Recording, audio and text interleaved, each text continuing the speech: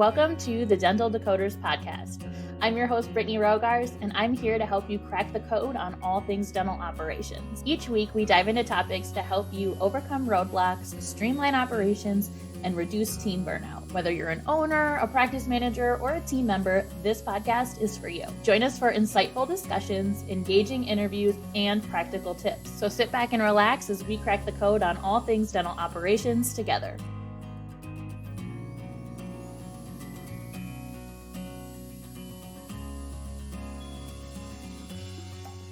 I have a fantastic episode for you this week.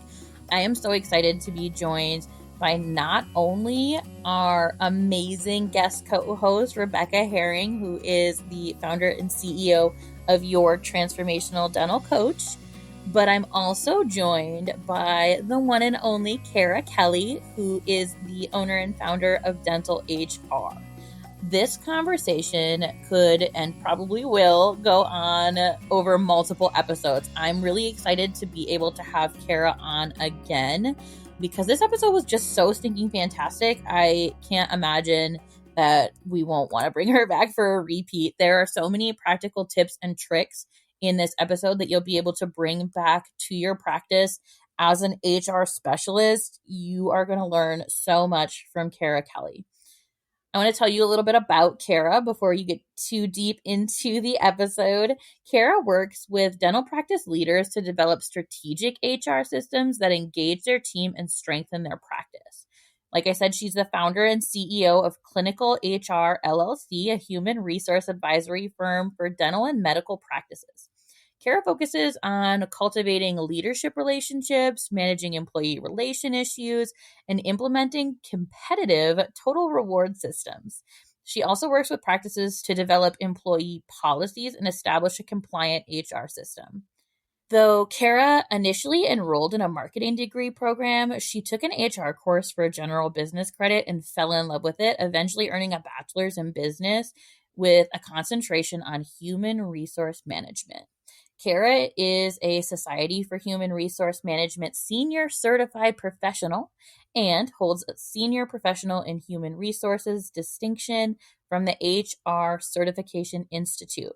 She is also an Everything DISC Workplace Certified Facilitator and a 5 Behavior Certified Practitioner. A lifelong learner who is never content with the status quo, Kara serves on several professional boards and committees. She is the co-chair of the Mentorship Committee and a member of the Legal and Legislative Committee for Austin SHRM. Kara is currently serving as the president of the National Speakers Association Austin chapter. In 2022, she helped found ADMC Memorial Foundation, a scholarship program for new practice owners. Kara also founded the Dental Leadership Mindset Facebook group that serves as an HR hub for practice leaders.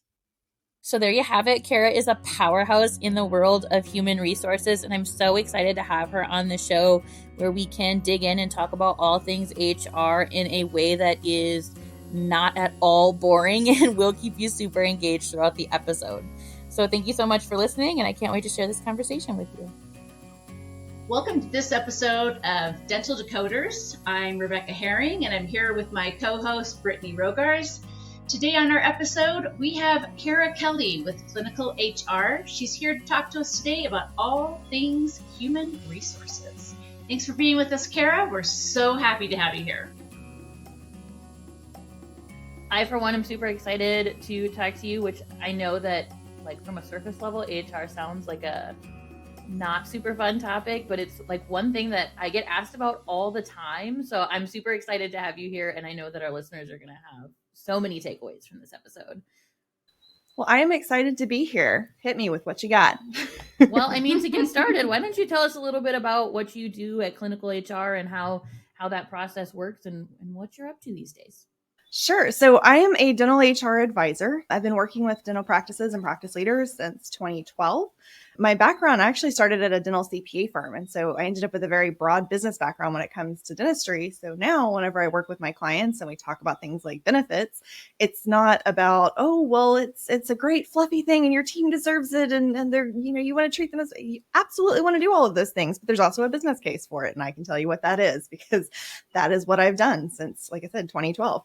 It is definitely one of my favorite things to do is work with practices, work with dental practices. That's one of the reasons why I went and started clinical HR. I got tired of being mistaken for an accountant, first of all. Found out that I really had a passion for building practices worth working for working with practice leaders who really focus on their culture, focus on the compliance side that often gets forgotten. Y'all are in office manager groups and dental groups, and I'm sure you see a whole lot of that hot mess. So I am here helping to bust the myths and get practices compliant, and then again make it a practice worth working for. Kara, one of the things I really do love about your philosophy is your takeaway on benefits and when they should be offered to new hires. We talk about this often. I know we do, but I'd love for you to share with our listeners what your takeaway is for practices that are wondering what they should offer and how soon they should offer it to their new hires. Oh, so okay. You've seen my spiel on Facebook. No, I just know that I came to you with a question about this, and we talked about this for the longest time, and I actually got a new mindset on it when we finished our conversation. So let me back it up and give some context to this. Dentistry has been losing people for years. And honestly, we want to blame it on the pandemic. We want to blame it on the new generation coming into the workforce and how entitled everybody is. This wasn't something that was created by the pandemic. It was compounded by the pandemic, but this is really the result of decades of dental practices doing things like hiring employees as 1099 contractors so they don't have to pay benefits, and making hygienists part-time so they don't have to pay benefits, working with a lot of, and we know it's primarily female, at least on the clinical side, 90 some odd % of the clinical team members are female. So, the ones who they have kids at home often, and they want that part-time job. And so we built businesses based on all of those things and didn't have to pay benefits and got these KPIs that were a little bit artificially created because we didn't really focus on benefits. And now we have other companies, we have a new way of work. We're able to work from home, for example. We're able to offer flex time. All of those things that dental practices can't offer, because you can't have your dental hygienist working from home. You can't have them on flex time where they can just decide to show up at 11 o'clock in the morning and stay until 7. Those are things that we have to work around. And so we have people who are leaving to go do things like work for Amazon for what they're making at front desk, being able to work from home, getting a couple of weeks of paid time off immediately upon hire, plus health insurance. That's hard to compete with. So what you do is you compete with what you got, which is your culture. And part of that culture, part of building that employee value proposition is your benefits. And so we've been adhering to this very old school way of thinking that, well, people have to earn vacation time. We're not going to give any PTO for a whole year. And then we might give them a whole 5 days. And we wonder why we're losing people. So obviously there's some benefits like 401k. There's benefits like health insurance that are probably going to have some kind of a contract that you have with your carrier that says that there's a certain period of time they have to have been employed. That's fine. There's going to be things like if you're a much larger practice, like Family Medical Leave Act, or depending on what state you're in, there may be a different leave act that gives a different type of benefit, again, for someone who's been there for 90 days, 6 months, a year, kind of depending on what state you're in and where the laws fall. Things like paid holidays, things like paid vacation, those are generally 100% within your control. There may be a bare minimum on something like paid sick leave, and if you're in Illinois, it's paid leave for any reason that you have to comply with. But other things, like I said, paid holidays, for example, those are ones that I'm still seeing something like after 90 days of hire. Well, okay, if you hire somebody in October, that's a good 3 or so days that they're not going to get paid for. versus if you hire somebody in February where the next paid holiday is not till May. And so they don't have any of those days that they're losing. So it kind of disadvantages you on hiring at certain periods of the year if you're going to stick to something like that, because people won't want to leave where they're working to come work for you to not get paid for holidays, first of all. Second of all, it's not exactly a great culture builder. Welcome to the team. We are so glad you're here.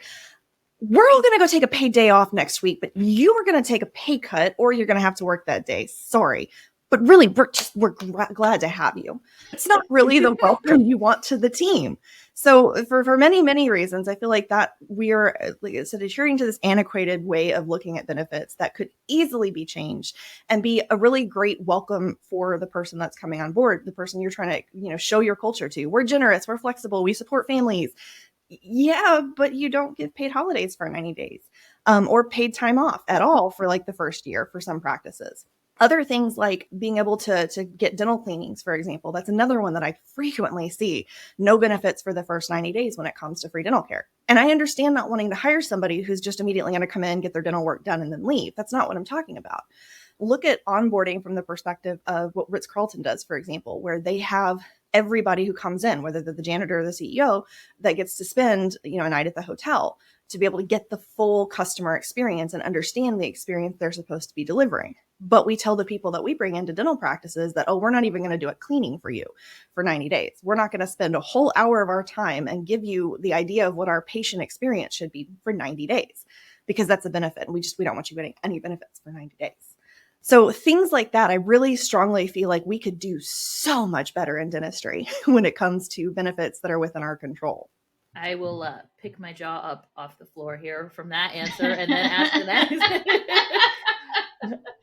You can't tell she's really passionate about it. I know. I'll get off my soapbox. Sorry. No, I love your soapbox. Please stay on it. Yeah. I am all about unique perspectives and bringing unique things to the dental industry. That's something I'm super passionate about, whether it be hiring outside of the dental space or whether it be encouraging people to join your practice by using the tools that they have at their disposal, building culture, building core values, etc. So everything you just said super aligns with my soul, and I love that. I would love to kind of ask you, piggybacking off of that, what are some common reasons that you're finding that practices are resistant to offering those benefits from the get-go, and what would you say to them to encourage them if you had to just sum it up to one or two bite-sized sentences that you could share with them on why they should be offering those options? Money and mindset. Easy answers. It's money and mindset. Done. Nailed it. Yeah. Mindset being, like I said, this is the way we've always done it, which of course we all know if you do what you've always done, you're going to get what you've always got. The money side of it is that we're not looking at the big picture. We're looking at the dollars that are going out the door right now. So to give another example of things that I see that I feel are antiquated, we're not going to pay for uniforms for 90 days. We want you to feel like part of the team, but we're not willing to spend $100 on a pair of scrubs to make you really feel like part of the team or look like part of the team, because we've always done it that way. And because we feel like, oh my gosh, well, what if I buy them uniforms and they leave next week? What if you don't buy them uniforms and they leave next week anyways, because they don't feel like they're really integrated with your culture, or if they leave in a month or 2 months or whatever it is, because you've not really shown what your culture is and your culture of inclusivity and making them feel like they belong, all for $100 for a set of scrubs. So it's money. They are not looking at the big picture of what their turnover is really costing them. Turnover on average can cost you about 90 days worth of salary, about a quarter of a year worth of salary. In theory, it can cost you a lot more than that if you're having a revolving door of people, because depending on the position that you're hiring, you've got a loss of productivity if it's going to be a clinical team member or a producer, or hygienist, or an associate. And then just in general, you have people that you have to bring on board and you have to train them, and you have to sometimes hire a headhunter to even get them there. So there are all these other expenses, indirect and direct, both, that are associated with turnover that would have been well worth you spending a couple of hours of PTO or $100 on scrubs or 1 hour of time for a pro fee to really make somebody feel like this is the place I want to stay. I agree with that. I want to kind of throw something a little different at you, just because this is operationally what I do. I want to throw something at Kara. We're just off the cuff here. With what I kind of do with my coaching is we try to pull in some like remote or offshore team members. I'm kind of curious from an HR perspective, going off of that benefits and making them feel inclusive when working with these kind of offices that have onboarded virtual team members not in the United States. So there isn't any way to like ship them a mug or some, the coat or something fun for them. How would you recommend those kind of offices make that team member offshore feel really inclusive with their team? If you're talking about things like benefits, if they're not actually an employee, of course, they're not really going to be eligible for benefits. But if you do have an offsite team member, if it's somebody who's a dedicated representative of your team, and this is somebody that you can bring into team meetings, for example, bring into morning huddle, obviously depending on where they're at in the world, and if that works with their schedule, that may or may not be functional, but trying to include them as much as possible. Within budget, within reason, and again, within time zone, to include them, that is really what your team needs to see. Your team needs to feel like this person is part of their team. And there's offices in all industries all over the world that have this issue where they have a hybrid workforce where people come into the office and some people work from home. And this is something dentistry doesn't see that often. So it's a little bit difficult for them to wrap their heads around and to handle. They're not used to managing remote team members. Quite frankly, some of them are not used to managing team members at all when they first get started. And so throw in that extra wrench of a remote workforce, that does make it a little bit more difficult. But as much as you possibly can do to include them, if there are little things you can do, maybe you can't ship them a mug, but gift cards have links that you can email people. And I assume you have their email address if they're working remotely. So is there a little something that you could do to make them feel appreciated at times? When we had remote team members, we would always, because we had lunches provided for all of our staff meetings, so we would always make sure that we got them lunch as well. And it was a really fun conversation starter too, because the differences in the cultures, because we hired people in Zimbabwe. So the differences in cultures, like what are you having for lunch versus what am I having for lunch? And even if it's the same food, we're calling it different things. So it was a really cool way to kind of bridge that gap and build them in as part of our team because we were having conversations with them. Yeah. We also love that. And they're not always outside of the US. They may be here in the US. There's plenty of companies here. You can easily give them a DoorDash gift card to say, hey, we're all having lunch here today and I want to make sure that you're included. We're all going to get on Zoom with you. And so go ahead and order yourself something for lunch so we can all eat together. 100%. Or breakfast, depending on what time zone they're in. Exactly. Exactly. Do you feel that there is a detriment to your company culture bringing people in who are outside of the workforce, or do you find it to be more of a positive because we're alleviating some of the stress and workload that are on our existing teams? It really depends on the practice, depends on the dynamic and the culture and the size. There's a lot of benefit to having a remote team member who is very skilled. And so you're not having, for example, insurance. We all know how hard it is to find somebody who knows insurance very, very well inside and out. So you end up finding somebody who doesn't and training them. And if they leave, you feel like you just completely lost like an arm at this point. You've lost a very critical team member because that's how you're getting your money if you're a heavy PPO practice, right? And so there is advantages to having a company that can provide you somebody who is already trained and can already just pick that up and take it and run with it and has a process already figured out. It's not something that you're having to just reinvent the wheel every single time you introduce a new team member. So there can be significant advantages there. The downside is, yes, they're not on site every day. And like I said, we're not really equipped to deal with that in dentistry. Our team is here right in front of us. And if they're not, we either forget about them or we sometimes just feel like they're not doing enough because we don't get to see it. We're our clinicians are scientists. They like to see the proof, right? Mm-hmm. So it can be more difficult to integrate somebody. But like I said, the advantages can be pretty significant from a financial side. You just have to really make sure you're putting forth that effort to make this person part of your team. Both, them feeling like it as well as the rest of your team feeling like it. I like that.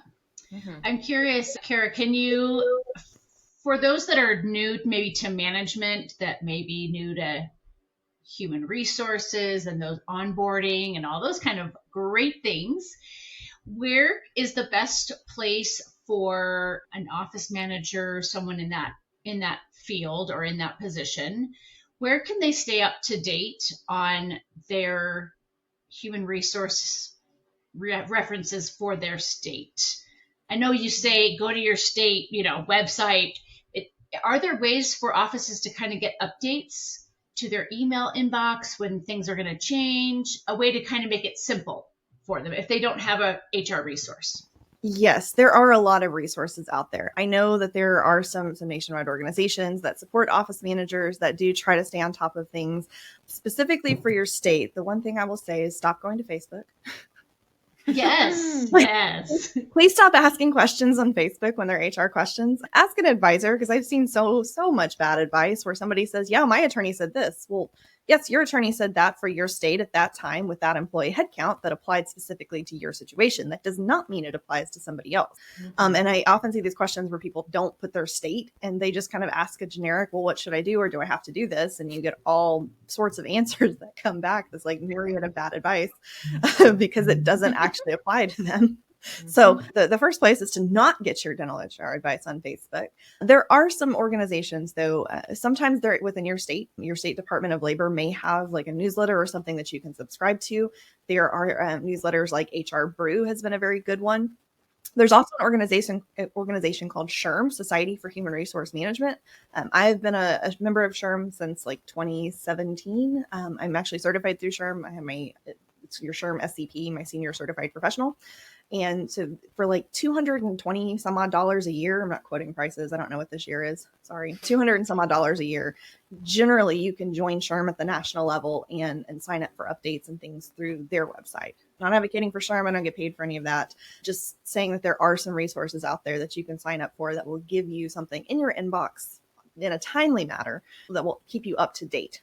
There's also some nationwide law firms that do this. Littler is one of them. Now, sometimes I get, and because I have clients in like 23 states, so I get updates for all 50 states across the board. My inbox gets inundated with all of these things that may or may not apply to me.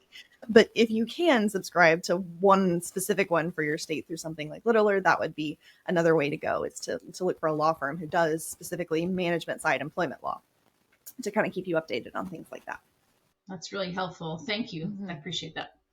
So we've talked a lot about how to treat your current employees or how to integrate your current employees. I'd like to ask you if you have any tips, tricks, resources, tools, anything to help us attract employees that we want to bring in. If we're hiring for a position, especially nowadays when offices are struggling to find the right person and keep the right person, what advice would you give those practices? Be the practice worth working for. I was at a conference that was keynoting about employee value propositions and culture being part of that. And one of the questions I asked was, would you actually want to work for you?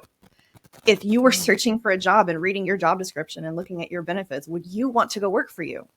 And you got kind of a giggle in the audience because there's a lot of practices that really wouldn't. And I don't mean a different position where it's like an office manager who wouldn't want to go be a dental assistant, but just in general, if you were an outsider looking in, do you want to work for you? It's a great question to ask yourself. As far as actually attracting them, if you have that positive culture, if you've got people who are lining up out the door to come work for you, and I don't know too many that do, but if you do, you're one of those people, and they do exist. I have a dentist that I work with who he was the associate, and the team was begging him to buy the practice because they loved working for him so much. So it does happen where people are literally lining up out the door, and their employees that you have are referring their friends saying, oh my gosh, you really want to come work here.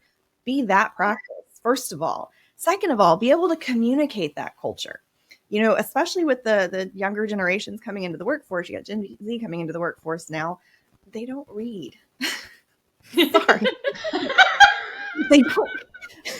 Those like 16 paragraph job posts that we're all posting because we've written out our company. Yeah, nobody's reading that. And you can have your stance of, well, if they don't read, I don't want them working for my practice. Okay, you're passing over a lot of great candidates who are just not going to spend that kind of time diving into the novel that you wrote about your company culture. So what are we doing with our patients right now? Short form video, TikToks, Instagram. We're doing reels. Make a video of your practice culture the same way you do to attract patients, to attract new team members. Show them what it's like to come work for you. Show them who they're going to be working with. Have your team give little spot interviews about what it's like working for this practice and what they love about it. Put that out there. That's going to get a lot more engagement than a 16 paragraph job description that is totally, totally dry. The other thing I would say about that is get very, very specific about things like benefits that you communicate. You know, we all have looked through that job post that says, oh, we offer 401k and paid time off and paid holidays. But then when you dive into it, we offer 401k after 2 years. We offer paid time off after 1 year. We offer paid holidays after 90 days. If you offer it immediately upon hire, say that you offer it immediately upon hire. Show them what they're really getting and why they should come work for you. I love that. The short form video and I say that because I fully agree with the mindset of like, then you're skipping over a huge amount of your potential candidates. I see on Facebook all the time in those Facebook groups, well, nobody wants to work anymore. They don't ever want to come work for us. Everybody shows up for the interview and then they stop coming to work and all those things. And because they don't want to work for you. That's what I don't want to say, but yes, exactly. Like, I'll say it. I say it all the time. They don't want to work. They just don't want to work for you. And some of it is we're passing over great candidates. Things like cover letters, for example. I recently had this conversation where somebody was talking about how I don't want to hire, or when it was one of my clients was talking about how I don't want to hire somebody who didn't write me a cover letter or didn't write a specific cover letter. Well, here's the thing. You have kids who either worked for blue collar families or maybe came to this country and they're immigrant families that they may not have been taught how to write a cover letter by somebody. And yeah, there's tons of resources out there, but in general, they may not have been taught how to do this. They may have had, like I said, blue collar workers as parents who basically fill out an application and get hired because people are always hiring for those jobs. So this is not something that somebody ever really showed them how to do properly. And so just because they didn't submit one and didn't follow your directions doesn't necessarily mean they're not going to be a great hire. Sometimes those people are some of the best, most dedicated with the best work ethic you could possibly imagine. And you're passing them up because they didn't write you a cover letter. If you want to see what their writing skills look like, fine. Whenever you bring them in for an interview, if the rest of the resume looks great and all the other things that you want to think about. But if you bring them in for an interview or if you have them do a skills assessment and say, here's a letter, a redacted letter from a specialist, I want you to write a reply to this and see how they write. It doesn't mean that they can't just because they didn't write you a cover letter, just nobody ever really showed them how. So what you end up doing, aside from potentially passing over good candidates, is you actually have something called disparate impact, which means that certain minority groups might be more adversely affected than the general population. And so you have that being an issue as well. So it's actually a DEI consideration whenever you're looking at things like this during your hiring process, which again is part of your culture. That's fantastic. So many knowledge bombs. I do have one more question that I want to ask you that's kind of out of left field, but it's another thing that I find on Facebook regularly. And I just want to address because I have a soapbox about this one. I would like to ask your opinion on offices across the country who have in their handbooks that you are not allowed to discuss your wages. Yeah. The floor is Let me yours. get my slides. And go, Kara. Y'all, this is like an 85-year-old law that shouldn't be up for discussion or debate. And here we are. The National Labor Relations Board says that all employees, regardless of whether or not they are a member of a union, have a concerted, protected right to discuss their working conditions.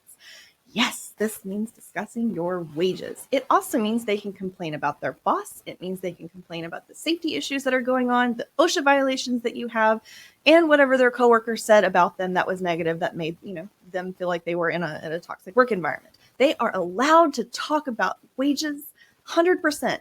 You cannot magically waive this right by putting it in an employee handbook. You can't magically waive this right by having them sign a contract. It is a concerted, protected right, and your handbook cannot violate federal law. You also may have some state laws that go above and beyond this to some extent. But in general, it does not matter what practice you work for, what state you are in, or how many employees you have. They are allowed to talk about their pay. You cannot have them sign it away. You cannot write it away. You cannot discourage them. I have that one that comes up too. Well, we don't really say it's a formal policy. We just discourage them from doing it. Or we'll discipline somebody for talking about their wages. You can't do that. They can go file with the National Labor Relations Board for unfair workplace practices and you get an investigation and then you can come talk to me.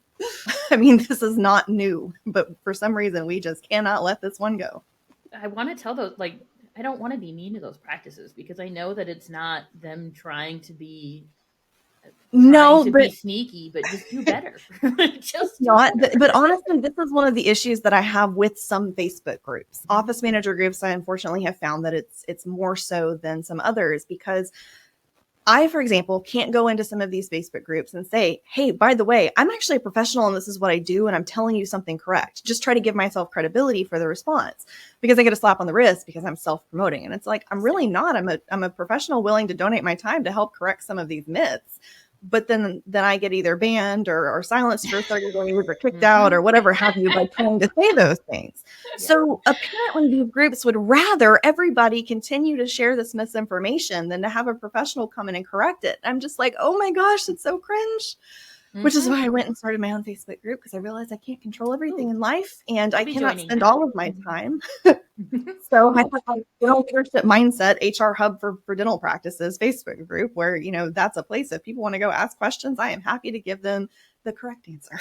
I will be joining that Facebook group. So I was going to say, I love that you do that in order to help people, like you said, get the right answer and feel confident in what the advice that they're receiving so that they are doing the right thing. I do love that about you, Kara. You do offer a lot of advice to people for free. I mean, this is where you make your money. This is your business. I know you do. I know you do. But I love that you offer that a lot of advice to people for free. They just ask. Yeah, absolutely. And I'll get tagged in those groups and I'm always happy to respond if I have the time to do it. I keep seeing the same problems over and over and people giving the same bad advice. And I'm like, these groups are just allowing this to continue. And it's so frustrating, but you know, things I can control. The amount of groups that I'm blocked from because I tell them not to commit insurance fraud is astronomical.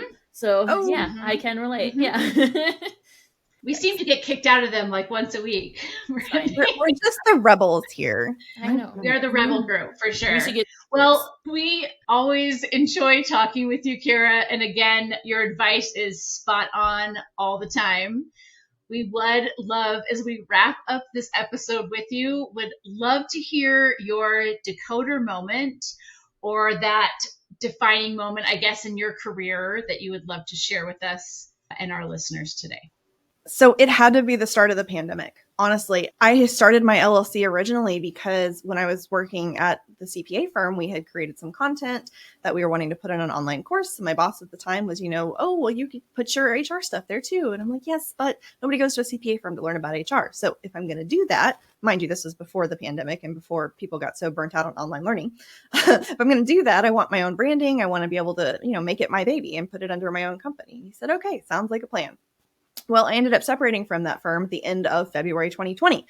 And we all know what happened 3 weeks later. So I went from, okay, this is going to be a speaking training company to doing a complete and total 360-degree turn back around to being a consultant again overnight because we had a pandemic, we had FFCRA, and we had OSHA, we had all of these things that people didn't know how to handle. And so I ended up doing like 40 presentations that year on Families First Coronavirus Response Act and ended up getting clients almost every time I did it because this is what I love to do. And I'm super passionate about it. And I really wanted to help practices. I mean, I was on the phone with clients at midnight who were having to lay off their teams back in March and April. And, it was very, very scary for everyone. And I wanted to be there and be that support. And that ended up being really what launched my business. Not to say, that I turned a tragedy into a financial reward, but it was just something that people wanted to work with me because I was so willing to help and willing to give that information. I wasn't making money off these presentations. I wasn't making money off of a lot of the advice that I gave that year. But it did end up snowballing into kind of the foundation of my firm where this was either going to be the absolute best time in the world to start a HR consulting company, or it was going to be the absolute worst time because who needs HR when you don't have a team? Fortunately, it went with the former and it did. It ended up, like I said, really kind of establishing me as an authority on the subject. It's a subject matter expert and just somebody that people could trust for HR advice in dentistry. And I'm glad that was the results of it. I'm glad that I'm still here today and still continuing to help because while the pandemic may be hopefully mostly behind us, there are still plenty of things that dentistry needs help with. I love that. Yeah, thank you so much, Kara. And then would you just remind us the name of your Facebook group for those that would love to come and get some advice? Yeah, absolutely. It's Dental Leadership Mindset, HR Hub for Practice Leaders. And my company is Clinical HR. I always give out my information if somebody needs to reach me. It's pretty easy. It's Kara, Kara, at clinicalhr.com. Lovely. We'll include that at the end of our podcast for those that would love to find you. thank you again for your time today, Kara. Thank you for having Thanks, me. Kara. Thank you so much for joining us for this week's episode of Dental Decoders podcast. We hope you took away a valuable piece of information. As always, don't forget to rate, share, and subscribe to help us build our community of dental decoders. We look forward to seeing you for next week's episode.